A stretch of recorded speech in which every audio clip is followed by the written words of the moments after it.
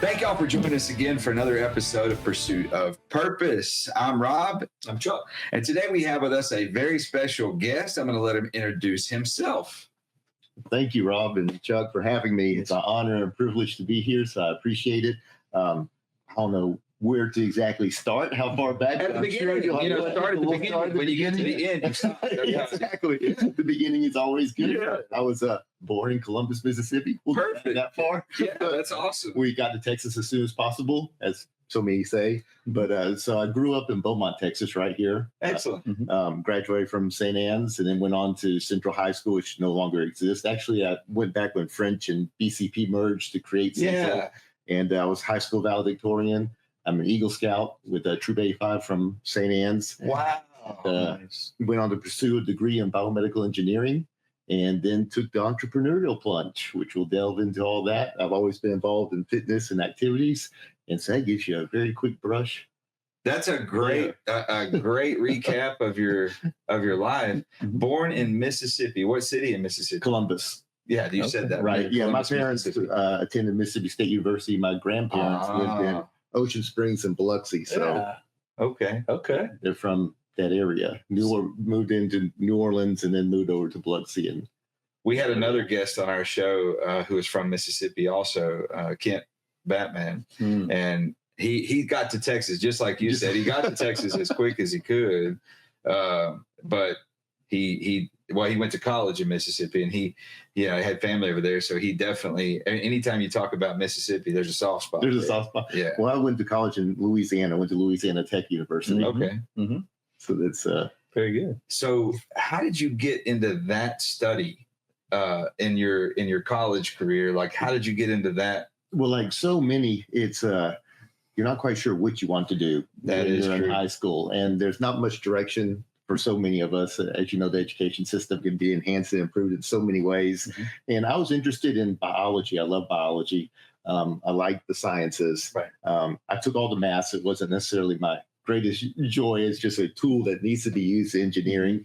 Right. And I saw with biomedical engineering, since it is engineering applied to the human body, so everything from prosthetics to ergonomically designed car seats, Wow. creating spacesuits that are used in space, anything that can be applied to the human body is biomedical engineering. So that was all encompassing. I was like, that's I fantastic. didn't ever think of it that I way. did not. Right. That is fascinating. Yeah. So everything from solving paralysis to, all these issues that confront us. I was like, that sounds very interesting. And I'd love to Right. be able to make an impact in the world doing that type of thing. And so that's what drove me to Okay. biomedical engineering. And at the time, there weren't many universities that had a biomedical engineering program. It was still relatively new. First programs happened in the early 70s. And so Louisiana Tech had a very strong program in biomedical engineering. So I ventured over there. They offered me scholarships, and I pursued a degree there and Nice. came out in 1995 with a biomedical engineering degree.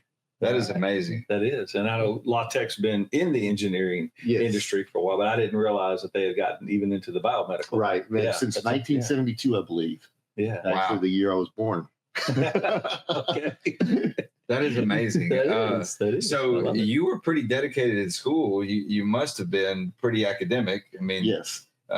judging by everything you've said. Mhm. And you went to private school, which also lends itself to being more disciplined, Right. more structured, more required of you. So talk about your childhood a little bit. You're describing my parents there as well. That's So where we're exactly- headed. That's where That's you're headed. exactly where My we're parents headed. were very disciplined with Okay. us, a very structured environment, strong work ethic. You always worked, always did. I mean, I've had a job, seems like my entire life, or if you didn't, you had plenty of chores around the house.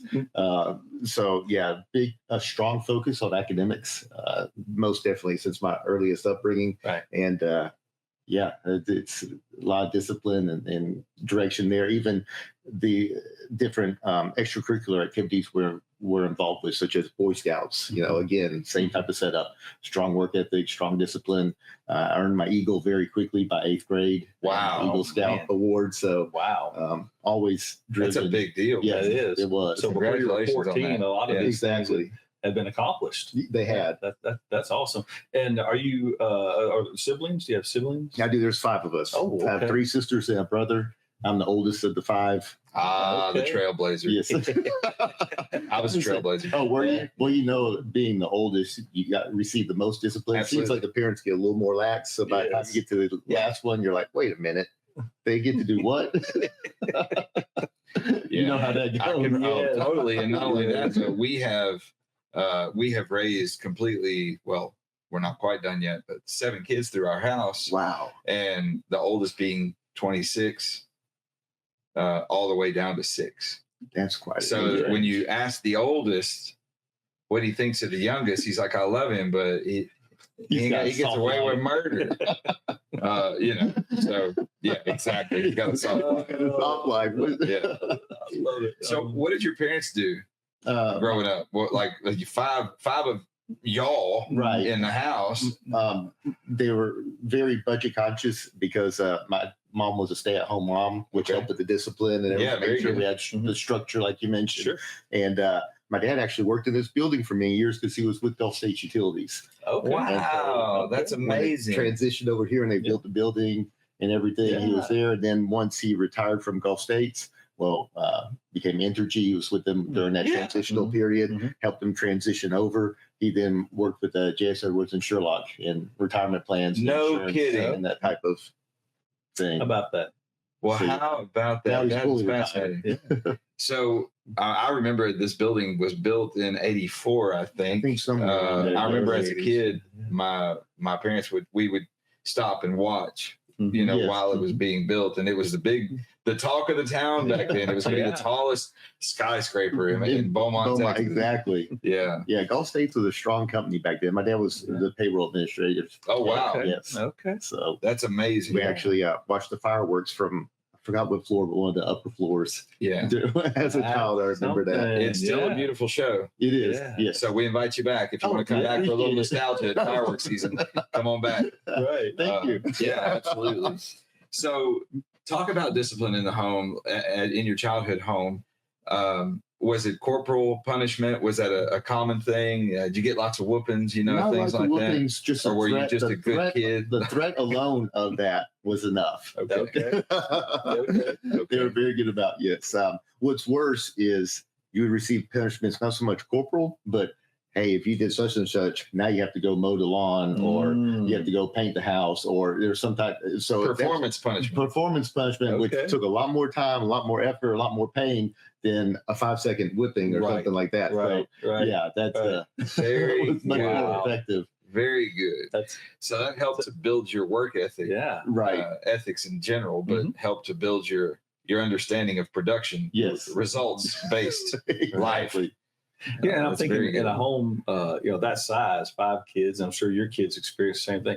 At some point, there's only so many parents to go around. So you have to learn to be pretty self-sufficient to say, look, if I don't get in there and make myself a sandwich, I may not get one or something like that, or make sure, especially I'm sure as you got into more of your middle school to high school years, I had to see myself up and off, because she was too busy worried with the youngers. And so, those little things tend to play into our personalities and our work ethic later on. I presume both of you probably had similar experiences. Right. Yeah. Learn to take responsibility and get yourself where you need to be to get the job done. Yeah. So you had the very fortunate circumstances of having a traditional family growing up, and that is beautiful. A lot of times these days we hear kind of the devaluation of the traditional family. People kind of scoff at a stay-at-home mom, or they belittle that as though it's less than. And you can actually say with great confidence from your experience that that's helped you create you into who you are today. Absolutely. I agree with that. And what's very interesting, and this is a topic that you could have a whole radio show about, or podcast rather, old school radio show. Works the same. Works the same. But as well from kids that you went to school with, you meet kids that had a single parent that worked all the time. They never saw their parent hardly, but yet they were very, just like us, strong work ethic, very responsible. So what drives an individual beyond that? Now, there are people from broken homes and all that went the complete opposite way. And you have people from very traditional families that did the exact opposite. They always got in trouble, always. So I agree with you. Having the stay-at-home mom and everything definitely gives you greater odds to stay on the right path and learn certain values.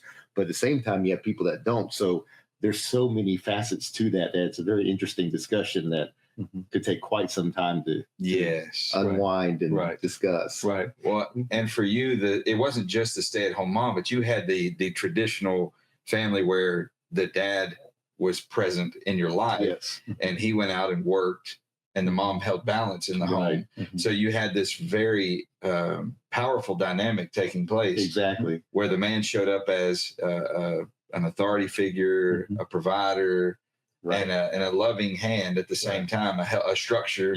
And the mom was a united front with him.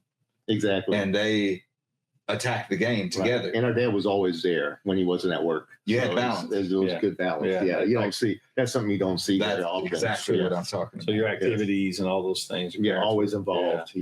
I get, for instance, when we were in Boy Scouts, since we used that already, he volunteered and became heavily involved in our troop and everything else. And even when we were no longer with Boy Scouts, he stayed on with the council and continued volunteering. They really believed in what they stood for and those things. We were heavily involved with our church, St. Anne's raised Catholic. So a lot of discipline there, as you know, also. Right. So it's discipline across the board from every aspect. And being in school, taking honors classes, you had teachers that were more structured, more disciplined. You had high achieving students that you were always related with. So it's a different mentality than maybe being in basic or general studies where, you're just trying to get the kids at the class. That's a successful day. So it's definitely. It was even so in a lot of those, even those type classes, personalities are a big influence. So the personality of the child, like they're driven, they have other attributes like that, other than just being smart to retain and regurgitate. I mean, they actually have the character to go with it.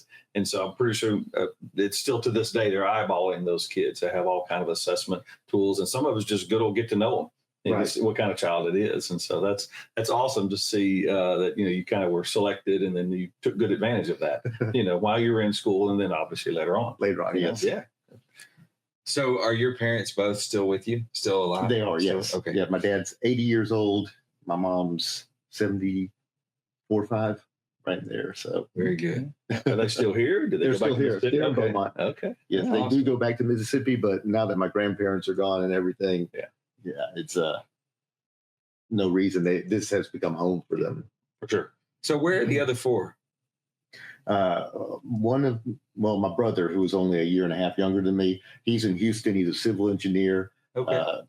My sister's a physical therapist in San Antonio. Another sister is a IP attorney, lives in New Jersey, but New York. Oh wow! And then my youngest one is she's actually teaching school right now. Her and her husband are in the Austin area. Oh wow! The only one isn't in Texas, but the other's up in New Jersey. Wow, that's a big culture shock going that far away from Texas. Yes. I don't mind visiting anywhere else in the country, but I can't leave here. This is life. This is the greatest country in America. Right. You're in it, right? You're in it. Yeah. We have everything in Texas, everything you could want. There better be real good reasons to relocate outside of this country, of Texas. The thing that we don't have is those weird accents, like when you go up there. Right. We've got everything else. We have our own accent. Yeah, we got our own. Yeah. Matthew McConaughey is a good example. Absolutely. A fascinating thing about Texas, I mean, we're sidebarring a little bit, but where you travel in Texas, you get different accents. It's true. Everywhere you go. Houston's got their own. Austin's definitely got their own. Dallas has their own. And then the further west you go, you start really getting the heavier drawl. Right. And it's crazy. Yeah. East Texas has its own. Yeah. It's pretty fascinating. Yes. Then being you're heading east, you do get the Cajun influence a little bit. Yes. So, like right where we're sitting. Exactly.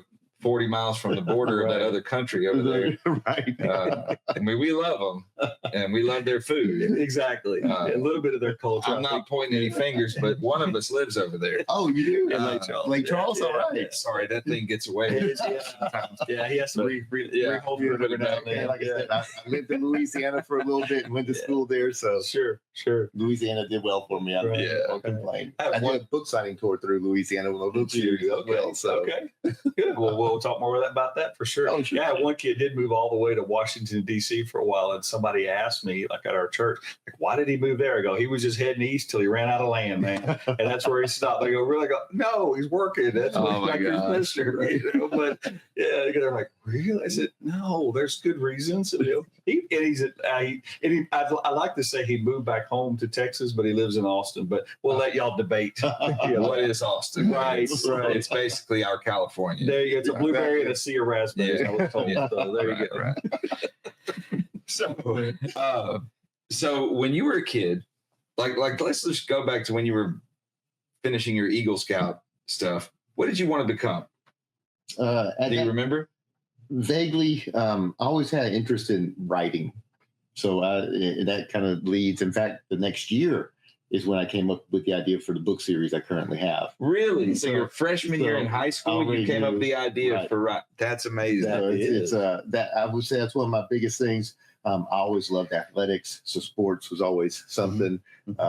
Wanted to compete at a high level there, and at that time, I don't think I had chosen biomedical engineering yet. That was more like my junior year in high school. So I didn't quite know, as far as a career path, what exactly I wanted to do. None of us did. At that point. Right. Yeah, that's a little Most grade. Yeah, we look back and we think we thought, okay, I want to be common things.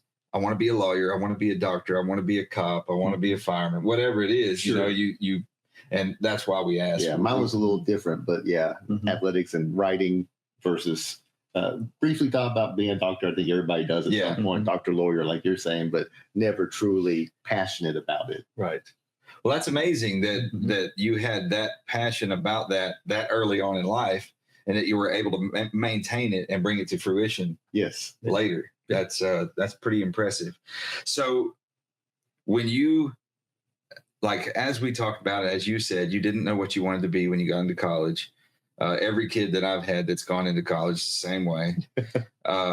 What pulled you into what you finished with in college? Oh, the biomedical engineering. It's like we discussed earlier, just being able to drew you to like help people through inventions and different things that can be applied to the human body to make life more accessible, better, just improve society, that type of thing. So quality of life improvement. Right? You wanted to be in the forefront of that. Now, I've always been very adamant and passionate about health and being able to physically do for myself. So if you're missing a limb or have some other debilitating injury, that many overcome it, do fantastic at life, but you still know the reality is if I had two arms, it'd be so much easier, vice versa, that how can we help them to achieve that and have that? It's such a blessing to be able to just stand up and walk. Yeah. And unfortunately, so many of us take it for granted and don't do things, especially as we get older, to maintain our muscle and be able to continue doing that. Right. But those that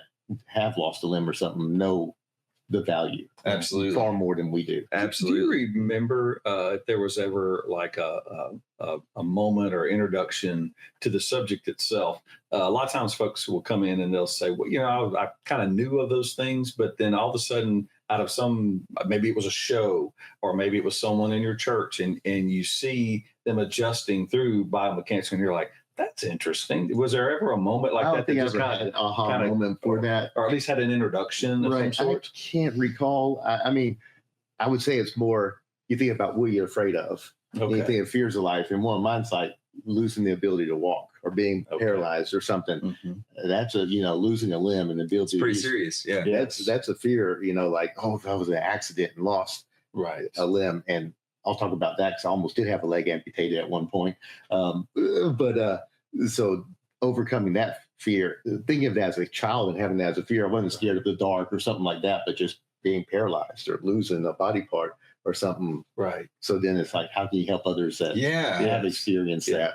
So I guess more fear-driven, making that reality than I saw someone over there and it's type of thing. And then those entertaining those fears for any length of time alone could be a motivation to at least learn to take care of myself better. But then It sounds like, you have a good serving type spirit. Well, then how can I help others? And eventually that led to your academics and then your profession. Because it's the fear of them. As kids, we all saw in the cartoons, quicksand. Everybody was afraid of quicksand. I never came across quicksand, did you? No, I remember that was the thing. Everybody was talking about that. About quicksand. How am I going to survive if I get in quicksand? That was like a national fear of every kid. Yeah. They put it in cartoons and they talk on Saturday morning specials and things like that. To this day, I think I've seen quicksand one time in my life, and I got a tractor stuck in it, and I was able to get it out. And I mean, I just didn't step in it. Like, it's that easy. There it is. Don't get in. But they made it out as though there was quicksand around every turn, and if you step wrong, you're going to be in it. And don't move. Don't move. If you step in it, stop. Just stop moving. Don't you die. Around, or you will die. Suck yourself in faster. The quicksand's the end of it. If you get it, I'm serious, man. Everybody was like looking under the bed for it and everything. Like, there's quicksand around here somewhere. They're putting it in movies. Yeah. The impact that fear has drives you, so it's much more tangible, much more palpable. So that's We'll have to do a special on quicksand and all that. So you yet to find a cure, by the way. Right. I don't know, man. If you have a cure, let us know. So you parlayed that fear into a lifelong ambition and opportunity for growth. Right. So you put it into your academic career, and then after leaving your academic career, you have since reinvented that into what you do now. Right. Right. So tell us what you do now. Yeah, it's twofold currently. One, staying with the more science aspect, is I wrote a children's book series called Adventures of the Elements. And in it, kids find sunglasses through which they can see the elements from their periodic table. And those elements are personified into superhero characters, and their powers are based on their chemical and physical properties. Well, the inspiration for that is back to my 9th grade year, as I alluded to earlier. And the teacher assigned everyone in the class an element from the periodic table. Okay. And said, write a report about it. And I've always been creative and enjoyed writing, like I said. I said, well, what if I take it and make this element a superhero, and his powers are all of his attributes, his chemical, physical properties. And then when I did, I go, man, that would make a really good cartoon series, and you would learn. And so ever since then, I had wanted to do it. Yeah. So when I graduated from college, I wrote the first books in 1997 and published them. So since then, I made a trading card game that goes with it, other products. Really? We were working on the animations. Actually formed a company that we're doing the animations with, took that company public. Bill and Melinda Gates actually were some of the early investors in it. Wow, that's amazing. Unfortunately, once we took it public, we never raised enough money to get the whole way. So I go into Pixar and going, I know your movie cost $100 million to make, but here's $5 million. Good luck. So we're everything's paused at the moment. We are talking with other investors currently and have some positive things just on the horizon, hopefully, to keep everything moving forward with that aspect. We're also looking at licensing deals for the toy line and everything else, making action figures out of the characters and continuing the series. The scripts are written. We've done the voiceovers. Some of the animations already complete. So the positive with being in today's society, back then you had to make the whole movie. Right. Come out with it. Now with social media, YouTube, all these different avenues, we can now do little vignettes, short 30-second clips, 1 minute long, featuring a character, building the excitement, introducing them. Exactly. So that's what and trial and error. You can play with one till you get it right. Little action sequences. That's awesome. That's the pivot we're going to do. And then you see, like, for instance, Ollie Oxygen. That's one of the characters. Yeah. Their first name I made with their chemical symbol. So O is for oxygen. So Ollie Oxygen. Xerxes Xenon, XE for Xenon. So, and he's a king because it's a noble gas. So everything about it is educational, yet it's fantasy. But as we release these little snippets, it'll promote the toy line. It'll promote education. So it's hand in hand to help it. We focus on the edutainment, but heavy on the entertainment side because kids are savvy. Absolutely. If you force education down them, they don't want it. Right. If you come at it from the entertainment angle, this is really cool. It's superheroes. It's fun. That's right. Then they're engaged with it. And through the years, I did an efficacy study on it with Lamar University here locally in the American Chemical Society, showing the value of it and the impact it makes on the kids and how it enhanced their scores and everything. And then been in bookstores and everything over the years and done book signings, etc. But we can speak more to all that later. But so that's that side. And then on the other side, I have a nonprofit called Fit Lab Foundation. Okay. And our current 3 years we've hosted events and everything, sporting events. But currently I'm working on a campaign entitled Live Young. And my whole agenda is to teach America how to live younger by maintaining your muscle, preserving your muscle, especially as you age, because as of the age of 30 or in your early 30s, you start to naturally lose muscle, sarcopenia every year. Yes. You don't go to bed one day as a fit 20-year-old and just wake up the next day and you're like, why am I so frail and weak and elderly? No, you work on it for 40, 50 years, gradually each year losing a little more muscle. Right. Well, you can stop that through resistance training. So my goal is to show America how to preserve their muscle. It takes much less than you think, and we can go through some of that. And not only do you maintain your ability to do things and your independence and everything, but it also has been shown the best way to mitigate diseases, Alzheimer's being one. And we can talk about the science behind that, from preventing amyloid plaque buildup to releasing more BDNF in the brain, which is brain-derived neurotrophic factors, which actually helps the plasticity of the brain because it generates new nerve cells as well as maintaining the old ones that are there. So there's so much, you can resolve so many diseases, even cancer, for instance. Muscles produce myokines, which are cancer-destroying substances. Also, there's all these studies coming out that how heavy resistance training as well as heavy intensity cardio, 30-second sprint intervals, destroys cancer cells in the blood. So almost every disease can be improved and enhanced through maintaining your muscle. And the other aspect of that is your patriotic duty. You want your country to be strong, and you got to be strong. That's right. You don't want to be dependent on the country or the medical system and becoming a burden to family, to the medical stuff. And we can talk about all that as well. So the other side of that goal is to teach America how to preserve muscle, to mitigate the diseases and weaknesses associated with aging.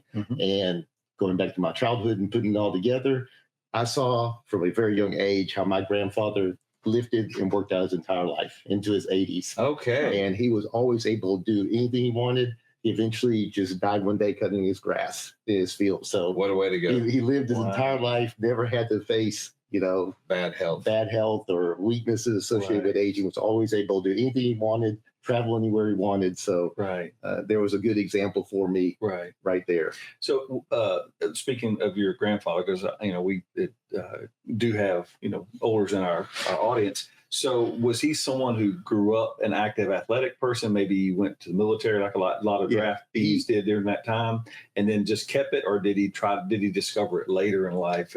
He kept up his entire life. He was a star pitcher and quarterback for his high school. And then just stayed fit. His son, my uncle, became a bodybuilder and everything else. So it's just something all the way down. No, that's awesome. So it's really been in your. It's always been there. It's been in your lineage. In fact, his dad started the first gym, I believe, in New Orleans. Way back. That's amazing. That early is 1900s. What a legacy. That is. And you're carrying it on to greater levels. Now you're in the teaching mode. Yes, exactly. And I do have a gym at Fit Lab. That's part of our nonprofit as well. So, did your grandpa get to see you bring this to fruition before he passed? Not the nonprofit side, but the books and everything. And I've always worked out my whole life and competed. And so he did see that part of it. Wonderful. And did you give him credit? Were you able to tell him, exactly. Look what you did to me. Yes. This is, part of your influence. That's beautiful. That is amazing. I love that. I love legacy stories. Yes. So I'm going to ask you a really personal question, a little bit of a redirect. Do you have a spouse? Do you have a significant other? Are you not right now? No. Okay. Yes. Okay. For our audience out there, are you taking applications just in case is looking? We're focused right now on the nonprofit launching that and getting the company going strong again. So that's a pivotal focus right now. Awesome. Well, it's an outstanding focus. You brought 3 books with you. Yeah, I did. What are the titles of those books? Those are the first books in the series. And so the first one's self-titled Adventures of the Elements. It's actually broken into 4 different miniature stories to get people involved at all reading levels. And then the next 2 are complete chapter books. Rings of Enlightenment is the second book. and then Dangerous Games is the third book. Okay. Cool. Yeah. In fact, the eyeball you see on the cover of the third book is actually ozone staring. Nice. Kids on the football field. Nice. So for our audience out there, can they find your books on Amazon? They can. Okay. Yes. And to search for them, would they just search author Richard James or the title Adventures of the Elements? Either will come up. I don't know how many Richard Jameses there are out there. I don't know how common of a name that is. But Adventures of the Elements will take you there. And on my website, fitlabfoundation.org. Okay. I have a page for the Adventures of the Elements. Actually, 2 pages in. Just go up to the hamburger menu and click on Adventures of the Elements. That's amazing. And what are your ambitions right now? You are an ambitious guy. I mean, a man that achieves his Eagle Scout in the 8th grade. There's no other word to describe you but ambitious. Right. So it's obvious to me that this is not the end for you. You're not even near finished. Where are you headed? Yeah, so I'm glad you mentioned that because I hope to live to 100. So I'm only halfway at 52 currently. I'm only halfway there.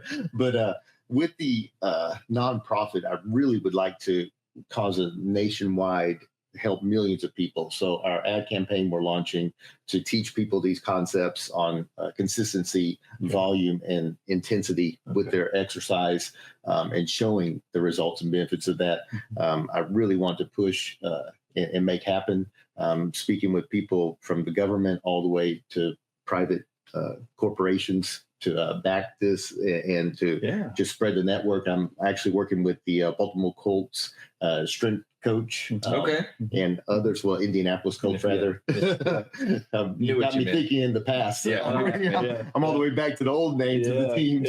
Oh wait, they already moved. That's right. But, to go back to the Johnny Unitas days. Right. Not quite that old, but yeah. Right. But so to get that all the way to more influential people being get in there, because part of the reason for the NFL is people see their favorite athlete or someone they look up to and they see them doing something, lifting weights. They want to do something. They want to do something just like it. So the more people we can get involved, from celebrities to athletes in this campaign, the more impact we can have, as well as just financial support from the government, not the government, but from private corporations, and then just the government helping us get the word out as well.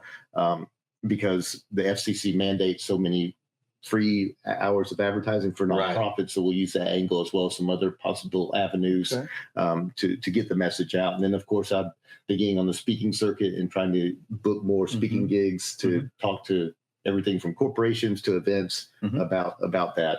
And when you go do a speaking gig, as you say, what is your direction? What would, if a company or an executive hears this and they want to bring you out to talk to their people, what's the message? What are the topics of discussion that you'll bring to them? The main thing beyond just the disease prevention and the how-to, because most people don't know how to resistance train effectively. Right. And even trainers, and how little time it takes, especially as you age.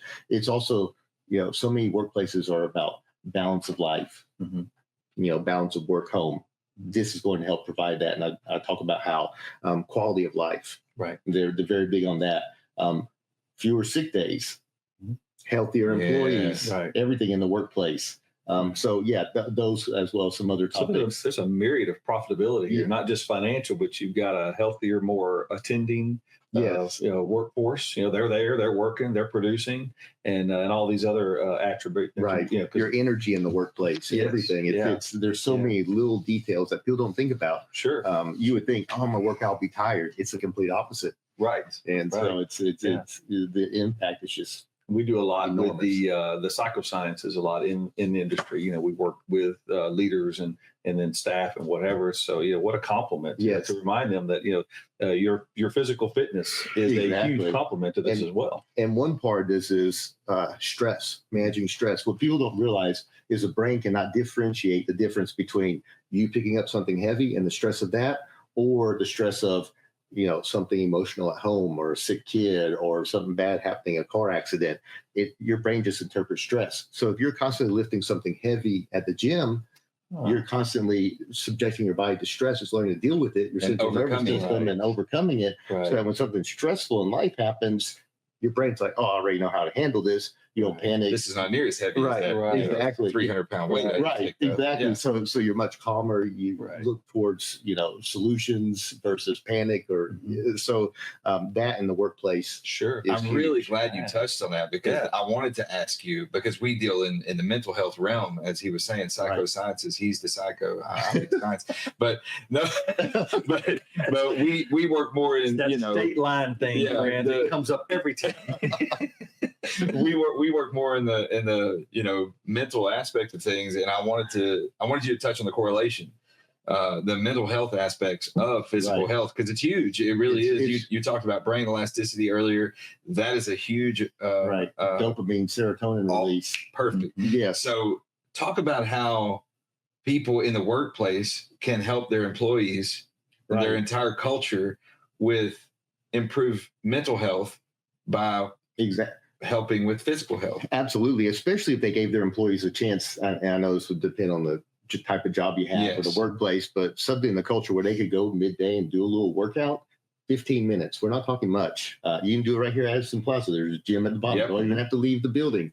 But that serotonin and dopamine release is going to put them in such a better mood through the remainder of the day, on attacking problems, on talking with potential customers, on doing a meeting.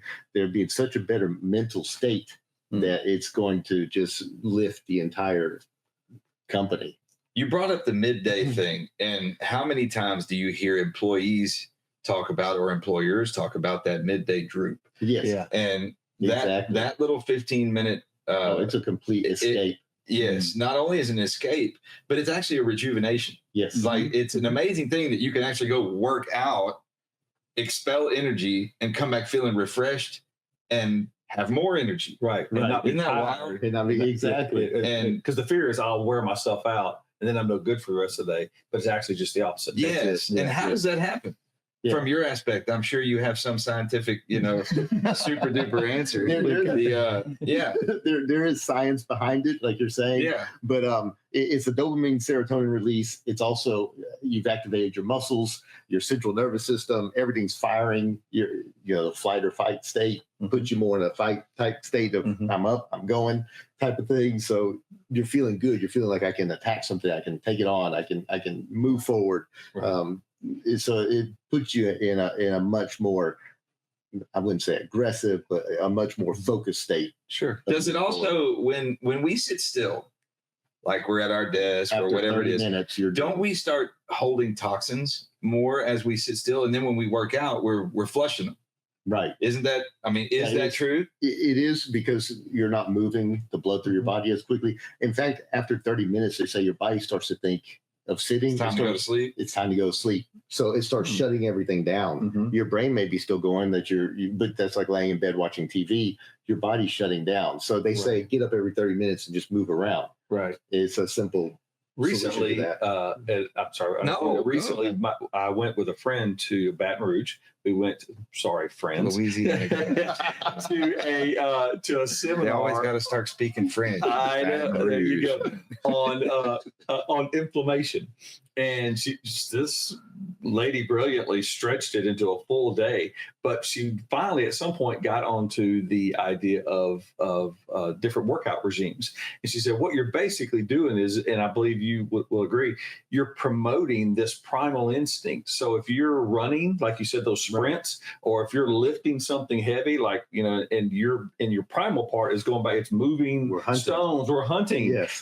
And so when we then are in a much more, back closer to our dwelling, whatever that is, I guess was our cave or our hut or what have you, we're a lot less alert because we've already put ourselves on alert and we survived it and we came back. Right. It's almost like we're simulating that. Is that a fair analogy? It is. Yeah, we haven't lost our primal brain. It's still, it's still saying with all the technology, we're still human. We still have those. And that's not a bad thing. Your primal stuff is actually works very much in your favor. Yes. And a lot of people try to say that part of us is bad, but it's actually not. It's what keeps us alive. It's where we get our strength. It's where we get our ambition. It's where we get our focus, our drive. Right. And we don't want to lose that. In fact, for longevity, and Dr. Sinclair with the Harvard Institute for aging has talked about sentinel cells in your body, which are your warrior cells, and you've got to place your body under stress, and whether it's like ice baths or anything to activate those cells, which then kill disease and refresh cells and keep you young and everything. And if you don't, you just slowly deteriorate. You don't rejuvenate because your body's either in a state of growth or decay. Yes. It's never static. Yes. Your brain is too. Same thing all the time. Your mind. Yes. So if you're not doing something to promote growth, then you are decaying. That's right. Wow. We talk about that in the mental health aspect of it, that there's no third direction. No. You're either building or you're dying. Yes. And it's the same way in or physical or mental. That's amazing. Yes. So what advice would you have if for the common person, because most of us are just common people who go to work every day, come home, and they just feel bad, you know? Right. Do you have any advice for them that they could do without disrupting their life too terribly much, but pick up little habits? What would be something that you could give them that would make their life better? I mean, you want to make people's life better. Just something small. Give them, like you said about the 30 minutes, every 30 minutes, if they can, get up, move around. Yep, that's the biggest thing. Is there anything else? Yes. My recommendation, this is a little bigger than just super small, but it's still a very small thing. Join a gym that you pass every day on your route to work or whatever it might be. You're not taking away any time. Keep your gym clothes in the car with you. Then when you're out getting groceries, when you're on your way to work, on your way home, out running an errand, stop for 15 minutes and do a quick workout. All you have to do to place your body in an anabolic muscle growth state is reach 75% of your max lift for 2-3 reps of 2-3 sets, and you place your body in that growth state. You accomplish everything. Now, by 75%, I mean, say you can only squat 100 pounds. Well, to make math easy, you need to work up to 75 pounds in your workouts and do a couple of warm-up sets, get to that 75 pounds, do 2-3 sets of 2-3 reps, and you're in a growth state. Now, and that doesn't take any time. Doesn't take any time. You're done. Yeah. Move on with your day. And then as far as intervals, you can do 20 to 30 second intervals, get on the row machine, row as hard as you can for 20 to 30 seconds, and then take a 4-minute break, repeat 2 or 3 times, and you're done with cardio. You'll get more benefit out of that than you will jogging for 60 minutes. You'll release more brain-derived neurotrophic factors in the brain than you will for doing 90 minutes of cardio. It's if you look at the science, back then we only have bro science, but now actual true science is showing that less is more. I always say we do too much yet not enough. We do too much volume, too many reps. Like I go out there and hurt myself for 2 hours, but we don't do enough resistance, enough intensity. And it's the resistance and intensity that generates the results. And showing that, I have a morning class at FitLab Foundation. I called it my efficacy study for the past 8 years. So they range from their 60s to their 80s, and every one of them is the strongest they've ever been in their lives. Wow. They all can act, they all can move and do like 30-year-olds. Some at the age of 77 still have full-time jobs lifting and doing. I have a woman in there that's maybe 109 pounds and can deadlift 200 pounds off the floor, can climb the rope in the gym to the ceiling. Go ahead. So, I mean, there's no stop. If you maintain your muscle, you maintain your everything, your youth. That's it. That's why I have Live Young as the campaign title, because you can live like you're young for the rest of your life if you'll just maintain your And Dick Van Dyke shows it. He's 100 years old, still dancing and working out. And we've all seen him on those clips. So my advice is, stop at a gym. You're not going to do it at your house. I don't care how much you're going to say. You're right. If you go in the gym, you only have one purpose for being there.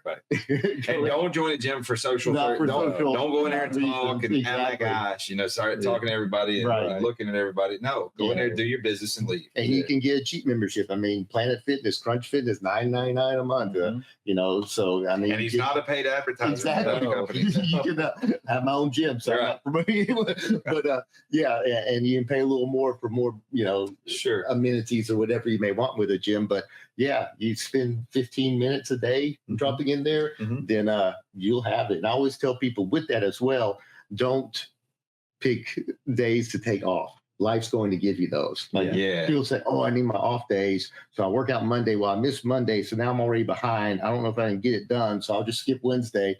That just starts a negative downfall. I go, you have to eat every day to survive. think of this like eating, because if you don't eat, what happens? You're going to start to starve, and you're going to eventually die. Same thing. If you don't work out, you're going to keep losing your muscle. Right. And eventually, same path as not eating. Left. That's good. Nothing left. That's very simple. I like that. If I'm going to work out every day, well, eventually one day there's going to be a family crisis or a family event. There's going to be something at work that keeps you. A sick kid. You're going to have to travel somewhere where you may not get a chance because you were at an event all day long. Life's going to provide the off days. Yes. Right. Just listen to your body when you're in the gym. And if you're not feeling as strong that day, your 75% may not be 75 pounds. It may be do 65 pounds. Even on your worst days, you're going to be able to hit the 75 But just do it. But just do it is what I'm saying. Right. And that is a 75 is a C in school. That's a C effort. Yeah. You're telling me you can't give a C effort to maintain your quality of life. To live. That's a perfect example for people who are barely staying sports eligible. Yeah. So go out there and be mediocre, friends. You can be mediocre and keep your muscle and your quality of life. You don't have to try and pursue, win the world championship in powerlifting, or something like that. As I often tell folks, I'm not training for the Olympics anymore. That dream's over. Right. I just want to work out. It's amazing what you said about the science has proven about the less is more thing, because I can tell you from my personal experience that I avoided getting back into shape because my mind, I kept coming up with excuses because I didn't have time. I don't have time to go walk on a treadmill to get my cardio out for 15, 20, 30 minutes, just doing that and then work out after that and then do cardio again afterwards, plus the stretching and everything else. And I built up this aversion to it in my head because I thought, that's an hour and a half process. I ain't got time for that. Right. And then I get into it. And I just got into it a couple of months ago because my son went off to boot camp. And in preparation for that, I committed that, son, if you want to get in shape, I'll do it with you. Perfect. So we did it together, and I learned so much. There's a trainer that I have that's much like yourself, not quite as knowledgeable, not quite as ambitious, but he's learning at the same time. Awesome. And he taught me about the less is more thing. So now I go in there, I do 5 minutes of cardio just to get warmed up. Right. I do some of the roller stretching, and then I hit the weights. Yeah. And before you know it, 30 minutes is gone, and I'm done. You're done. Exactly. And everything's done. And I feel better. I don't look any better, but I feel better. And maybe the looks will come later. Who knows? But that's not why I'm there. I'm not the muscle. Exactly. It's the functionality. Exactly. We can do looks if you want, but it's going to take a little more than a C effort. But Well, I'm going to stay mediocre, friends. I'm that ambitious with it. Yes, you're right about being on the treadmill. I said, don't spend your time on a treadmill. Yeah, go home, walk the dog, spend time playing with the kids. That's where you put your time. Yes. You'll get your because it's just movement. Move, do whatever you like to move. If you like to go kayaking, if you like to get on your bicycle and go around the neighborhood, whatever it is, just move, and you'll get your steps in, as they say. Right. Without having to waste that time as it feels in the gym because you're just monotonously walking on the treadmill. Right. Just go in the gym with the sole focus of either a sprint interval or lifting the weights and the heavy resistance. Don't sit there with 10-pound dumbbells and do 1,000 reps because you're accomplishing, you're burning some calories, but you're not getting anywhere. Your body's not having to release chemicals and hormones to adapt to that. It can already do 10 pounds. What happens is I'm doing my workout, 10 pounds, 10 years later, this 10 pounds is a struggle because now that is your 75%. But instead of sticking with it, what do? I'll use the 5-pound dumbbells. Right. So you're just aiding the process of the muscle loss as you go along. You're essentially sitting in a rocking chair. It gives you something to do, but you don't get anywhere. Exactly. And I like the idea of managing the increase, managing the stress, as opposed to waiting until you do have to move something or adjust something that is heavy. That could be dangerous. Now you're going to pull your back or whatever. But if I'm managing it in a gym, in a controlled environment, I'm sure the growth is exponential and quick. It is fairly quick. I bet you a lot of these out of shape you are, the more results you're going to see. There it is. So it's actually those that are most out of shape and feel the most intimidated. Actually, you're going to have the best results immediately. You're going to see results. Whereas someone that is in better shape is only going to see incremental unless they really push it. Results. So at your gym, are you you're taking enrollees as we speak? People come in. Yes. It's open. There's an access code to the gym. We're more bare bones. It's more like a CrossFit setting. So we don't have all the amenities that the nicer gyms have. But my main focus with my gym is to teach people how to work on technique, work on form. Okay. Here's how, so that you feel comfortable walking into any gym, because so many people actually feel intimidated walking into the gym simply because I don't know what this machine does. I don't know how to do a squat. I don't know. So if we can get you past that fear, then no matter where you travel or whatever, you can walk into a gym anywhere and feel comfortable. You don't have to wonder if you're doing it wrong. Right. Until you hurt yourself, then you realize you did.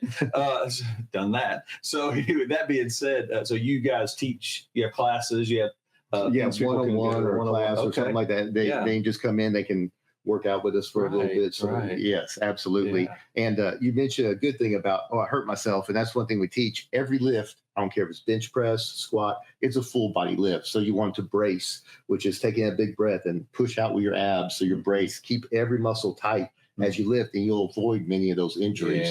Because what happens is like, I'm just doing bench press, everything else on me is loose. Well, that becomes the weak link in the chain. And then you tweak something. And so it's all those little things that people may not think of. Right. And we teach them. Then in the real world, when I go pick up this box, okay, everything's tight. My back's tight. My arms are tight. You know, I've got a good breath that supports my spine and core. Right. And then you do the lift and rather than just focusing on that particular muscle group, I actually focus on everything. Yeah. Which is also effective in the workplace, speaking. And that protects you. Yeah, that's amazing. Yeah, whether you're working in an office or in the factory, in the warehouse. So you can sit there and tighten yourself up while you work. That's exactly. That's good advice. Yeah, you can actually be flexing abs. Don't squeeze your keyboard too hard. Exactly. That's right. Right. I'm big on core exercises. I'm big on full body compound exercises because that's the most functional, the most real world applicable. Yeah. So kick your neighbor. Get that leg workout. That's right. What are you doing? I'm working quads. I'm working quads. Yeah, you're just within range. You're gonna have to walk around my desk, man. Don't take into account the fact that I don't like you. That's not part of it. It has nothing to do with that. Yeah. Throwing you back to Baton Rouge. I was in Baton Rouge this summer. I just wanted to say God still loves you. Because I actually competed at the national powerlifting competition. Nice. So how'd you do? I won, and then I went on to the world competition, which was outside Chicago. And how'd you do? I won. I'm the world champion for Masters powerlifting. World champion. Awesome. But I did it again to showcase that you can build muscle and become stronger. In fact, I tell many people I got in the worst shape of my life when I was running marathons. I became the weakest because I did too much. I was running all the time. I tore down too much muscle. Currently, I can bench press about 375 pounds for a max. When I was running marathons, it got all the way down to where 185 for one rep was all I had. And when you're running marathons, you have to stay smaller because you're going long distance, you don't have to if you don't overtrain. Oh, okay. You could, there's a whole the science. Training science technique to that as well. With the lesson is more concept. But, growing up, you see Rocky or whatever, it was everything you got, give it all for hours. And that actually eventually deteriorates you. You can't recover effectively. And so with the new science and the approach to the less is more, which is much more manageable for the average individual with hectic schedules and hectic lives, we can make you stronger than you would ever become by putting in all those hours that you think mentally that you have to do. Sure. But like the increment, you're talking about like the 15 minutes in a day or what have you, and maybe occasionally planning for some of the longer workouts where I could do a few extra things. If you want to do a few extra, absolutely. Yeah, on some of those days, or put in maybe a modest run on one day. Right. Maybe like a little 5K or something, some personal goal. Either you want to do. And I mean, if you have a little extra time because you need a little more rest as you go heavier, instead of doing 75%, you can play with the numbers, go up to 80, 85, 90% and get more bang out of the workout there as far as the amount of improvement.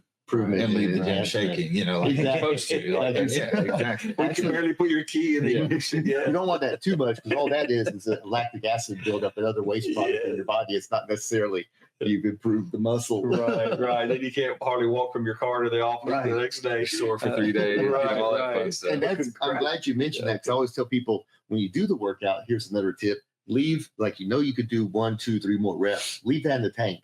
Because the next day when you go in there, you're going to be fresher. You're going to have a better quality workout. Whereas if you stumbled out of the gym, like you're talking about, when you stumble back in the next day, you're like, I can hardly lift anything. So that workout becomes a waste. You just tossed it. Now you have quality workout, and you start stacking those quality workouts, and the end result is much greater then I had 2 good workouts this week, one good workout this week. The rest of the week I was sore, could barely drag myself through a day. Yeah. So it's about teaching people that balance, especially in the workplace. So, hey, I come to work, I feel good, I'm strong. And you're ready to go back. Your mind doesn't tell you don't go. Exactly. And I can imagine some of these folks, especially maybe some of the older folks that really didn't maybe grow up in an extra. I mean, your grandfather did, and others, but a lot of folks y'all probably work with did not. Exactly. So their learning curve has really taken. And it's just not the young folks, the young people. Have you seen? They're so bad out of shape. They're so bad out of shape, and they don't know. I mean, because if it's something you're not passionate about, it's hard to be in shape doing this. Right. You're not studying it. You're not learning about it, so you don't know, and you've never been to a gym. You're intimidated, or you have your own views and misconceptions, or what they may be, and or so fears. Out fears. That's why quicksand. I mean, they got their own. I've been at their own version of quicksand. I have been at the gym on and off for just years and years, and I've seen, I guess maybe that New Year motivator come in and what have you, and you can tell how lost they are. And if I have a chance to connect, I'll ask them. I say, well, so what are you here to do? And they may say a few things, and I try to actually push them towards some of your colleagues. I don't think they might quite have your depth of knowledge, but at least they have more, and they can get at least 6 weeks of some personal attention to get their course going. And then now their curiosity is getting the better of them, and they'll learn. Because you're right, 30 days to create a habit usually. Yes. That they have to stick with it. Yes. And then on top of that, as far as staying with it, it's something that I forgot where I was going with that, but yes. 30 days to create a good habit and stick with it. Right. And then hopefully hold it, for the duration, for the rest of their life. Exactly. Oh, it's creating a goal. Yeah. A lot of people, they go to the gym. Why am I here? So you have to figure out why you're there. And so pick a goal, whether it's to go do a 5K and be in the best shape you can for that. At least you have a short-term, keep setting short-term goals, even if it's to look better so I can get with this person I want to meet. Whatever the goal is, whatever inspires you, then set that as a goal, because don't lie to yourself and make some goal that's for image purpose or all for the health of society. That's not going to motivate most people. Right. What's personally that you want to do, type of thing, or certainly can be something as small as I want to be able to bench press X number, or squat X number. Yeah. Just pick anything so that you have a reason to keep coming back. Right. And when you attain that one, set another one instantly. And the other best thing is get a friend or two to go with you, because if you have someone else, you're held accountable, you have a better time, you're pushing each other. And that's why a lot of people get trainers, is that accountability, because my trainer said I got to show up, type of thing. So just adding those other little components will help secure your spot until you get to a point where it becomes part of your life, and then you don't need anyone. You're going to work out regardless. But to get to that level takes years for most people. Certainly. I had an acquaintance at that particular gym I was at, and he and his brother worked for our local fire department, and they're good-looking guys, and they were picked to be models for the next calendar. And so, I mean, they're former military. I mean, they have skills, and they're good. They were really already pretty fit, but they pushed it. They pushed it. Well, the brother had the 10 o'clock photo shoot. He had the 3 o'clock photo shoot. My buddy did. I didn't know the brother as well. And so I'm at the gym about that same time with him, middays, getting that last pump, getting those muscles ready. And he goes, his brother's over there at the donut shop. He's like, my photo show went great. And so, but to your point though, after it was all over, he had to kind of remodify to say, I can't keep that up, because he's shredding, and the diet is just not sustainable. I mean, it looked good on film, but he really needed to get back to more of a fitness life, not necessarily a photo shoot life. And I'm glad you said that, because people always ask about diet component as well. And I always tell them, if it's not sustainable, you're not going to stick with it. That's right. You have to still have that moderation, but then pick something that's going to work for you, whether it's more carnivore based. I mean, you need more protein as you age. Science has shown that. So you need to get more protein in. But beyond that, if you like a hamburger every now and then, don't deprive yourself, because eventually the wheels are going to come off and you'll have 6 hamburgers. Versus, I'm going to have a pizza today. Live manageably. That's good phrase. So good phrase. On the book series, I remember when my daughter was young and that movie Inside Out came out, and I just thought it was a animated movie, if you will. And so I'm watching it with her, and being a psych guy, I'm like, this is actually really good. Yes. This is smart. And she didn't understand it, but I got her mother to come in because I think we might have rented it or purchased, I don't know. So we got to watch it again, and she teaches psychology, and she's like, this is good. So I'm so impressed that you have taken what is maybe the confusion of science and put it in an animated fashion, because that's where that curiosity, that eighth grader, if you will, or younger, who gets into those things, because they're basic laws. In the movie Inside Out, it's a basic law of psychology. It does not change, just like these elements are basic laws. They do not change. And then how do they work in those sorts of things? And one principle we teach is everything can be used for good or evil, depending on the choices we make. Exactly right. So, that's one of the big themes throughout the book. That's amazing. The choices you make. That is amazing. And we're sitting here as a host of believers, and I've seen scientists who are also believers. They show the balance of nature, of just there's so much oxygen in the air, there's so much this, there's so much that, and how it is a perfect balance where we live, and the elements speak to that. Yes, they are the result of those perfect balances. Right. That's in the first chapter, the atmosphere, the breakdown, the percentages. Yes. Well, there you go. So you've been an amazing guest. It's been an honor to have you with us. We try to keep our show for our audience about an hour or so. We're drawing to a close. We're getting there. We even cover everything. I know it, and that's where we're headed. I want to ask. We got on a topic of advice for the audience, and I want to emphasize the key takeaways from a world champion, not just a world champion, but a world champion who has dedicated his life to the growth of others. And that's amazing to me. So some key takeaways that I heard you say was less is more. Right. That's one key takeaway. Balance is very important. Vital. So live manageably, like we just talked about.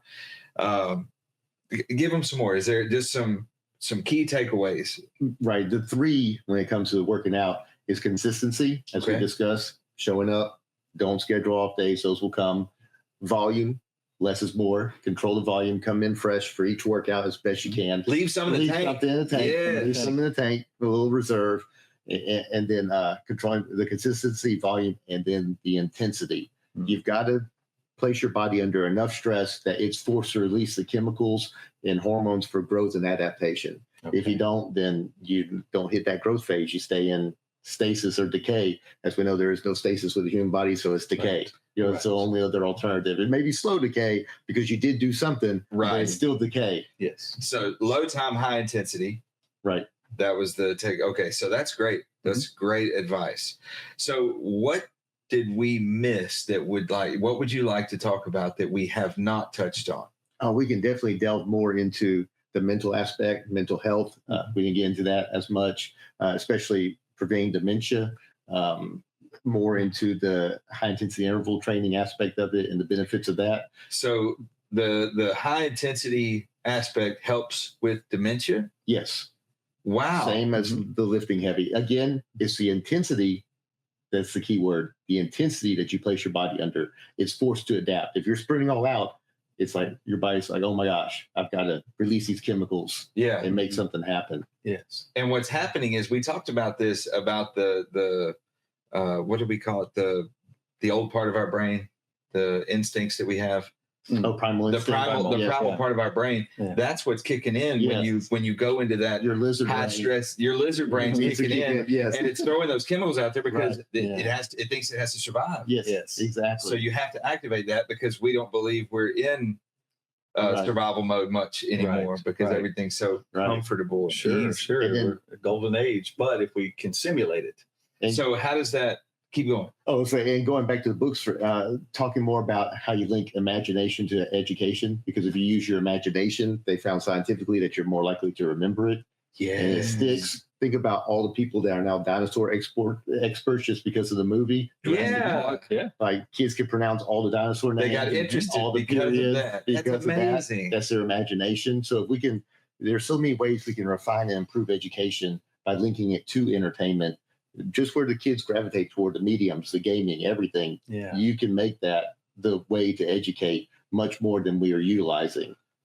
Antiquated textbooks, unfortunately, that is not grabbing any student's attention. We didn't like reading them when we were kids. No, right. So making it more applicable to still don't, by the way. Exactly. There's so much. There are some improvements, and you're seeing the paradigm shift a little bit, but it's still not happening on the grand scale. You're losing so many kids. Right. That's amazing. Yes. So you are a wealth of experience, of knowledge, of opportunity, and we don't want to miss anything that's important to you. So I want to give you the opportunity. If like you touched on the mental health aspect, did we miss anything? We talked so much about so many things, but the biggest thing is, I would say, because I've had the ups and downs, as you know, from the entrepreneurial ventures and everything, being in Rex through my activities, we didn't get to that. I had the highs of carrying the Olympic torch, for instance, and other things. But it's just never give up, no matter how bad it seems, because as long as you're still in the game, there's still a chance. The clock hasn't run out. You can still make that comeback. Something may be right around the corner. You don't know. I mean, I haven't made it yet to where I want to. You're making it. You may not have made it, but you're making Ray Kroc at 52, my age, started at McDonald's, took off. The chicken guy was much older. Colonel Sanders. So he was really up there. So there's no matter where you are, because so many people can paint the other picture like, oh, you're such and such age. If it hasn't happened now, it's not going to happen. Not true. Well, not true. And there's still plenty of time. We're living longer. As long as if you quit, you give up on your passion, your desire, your life's going to take a negative turn for most. For sure. So I love those things that you talked about. And there are two questions that I ask every guest towards the end of the show. They're very important questions, but they're a little awkward sometimes. Okay, sure. So the first one is, what advice would you give to a young person who wants to be like you? Just what I said. Don't give up. Don't give up. And to pursue your passion. Find something that you're passionate about. Now, you do need to eat. So I've learned through the years, you don't be anorexic. Find some way to generate a little income, but don't give up on what you're passionate about. Because if you're just working a dead-end job, your life is miserable, and there's no hope. You lose that hope, then you're like, why am I here? What am I doing? Then you start looking for outlets for so many people. It may be alcohol, it may be whatever. Entering into depression. You can enter into depression and everything, and exercise and lifting heavy help prevent depression. We didn't talk about that. Anxiety, depression, all of those. So find that passion, whatever it is, and pursue it in some manner. Eventually, hopefully you'll find a revenue model with it so that you can survive off of it, which is the best of both worlds. Then every morning you're excited to get up. That's right. So one of my favorite authors, I'm going to expound on what you said just a little bit. One of my favorite authors is John Maxwell. And something that he says, and it's something that we espouse, is the way you find your purpose is where your past pain and passion overlap.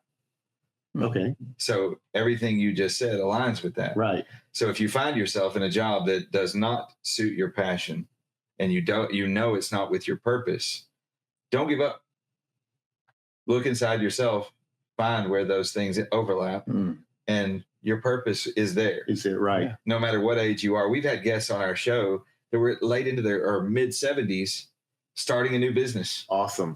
And awesome. More energetic about life than they were 30 years ago or more. Right. And fascinating. And now I do follow-up conversations with them, and they're successful and highly mentally energetic and physically energetic. It's amazing. And one common thread that I've noticed, and some speak to it, is no matter what they do, they figure out a way to see it as a service. Right. You know, even if it's not a direct service, you know, like a product or actually coming to someone's house, but it's still, you know, people are purchasing it, and the respect of servanthood tends to just keep them motivated. That's to do for others. And I know you, in your industry, you work with people. That's what you do. Yes, you know, exactly. so that they can get the best out of life. I agree. And so whether it's profitable in the moment or not, you know, there is that element of just that the pride of the servanthood. Yes. You know, because there's no reward without serving. Right. That's absolutely true. So the last question I have for you, this is my favorite question of the whole show. All right. So if you could go back in time and give yourself some advice, let's say before you were an Eagle Scout, most people didn't achieve that maturity at the early age that you did. So let's go back to, you know, sometime around your 8th grade year, and you could give yourself some advice. What advice would you give yourself? That's very similar to the last question. It is, but you're not talking to somebody else. I'm You're talking to you. Myself, yes. That's right. Oh, they're listening. I would tell. Yeah, they're listening. Yeah. I would tell myself there's going to be some very hard times in the future where it's going to look extremely bleak. Just don't give up. Just keep pushing forward. Don't just keep, like Rocky would say, keep punching. That's it. One punch, one step, one punch. Right. And stick with it. Yeah. That bulldogged determination. I love that. I do too. That's very profound. And you'd be surprised how much you're not alone in your answer.